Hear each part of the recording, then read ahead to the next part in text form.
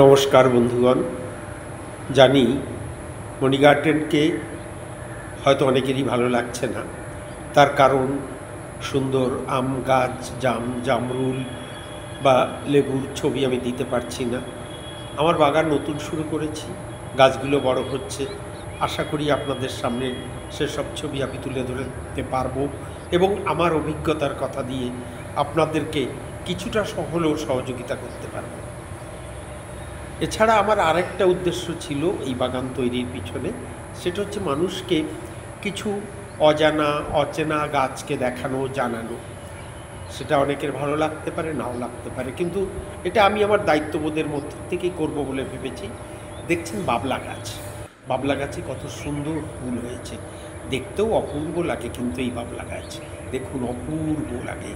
কিন্তু শুধু ফুলের জন্য তো এটা নয়, এর যে ফল হয় সেটা গরুর খাদ্য হয়, এর যে পাতা, এর যে গাছের বাকল, এগুলো অনেক আয়ুর্বেদিক গুণ রয়েছে। এছাড়া সবচেয়ে বেশি হলো যেটা হচ্ছে বাবলা গাছের ডাল। বাবলা গাছের ডাল দিয়ে দাঁতন তৈরি হয়। সমগ্র ভারতবর্ষে বাবলার দাঁতনেই দাঁত মাজা হয়। আমি আজ সকালে একটি ডাল ভেঙে নিয়ে দেখুন, প্রভাতেই প্রাতঃভ্রমণ করতে করতে আমি দাঁত মেজেছি বাবলার ডাল। কি সুন্দর, ডালটা চিবিয়ে নিয়ে তারপর দাঁত মাজছি। দাঁত অত্যন্ত শক্ত থাকে, ভালো থাকে, আপনার কোনো পেস্টের দরকার নেই।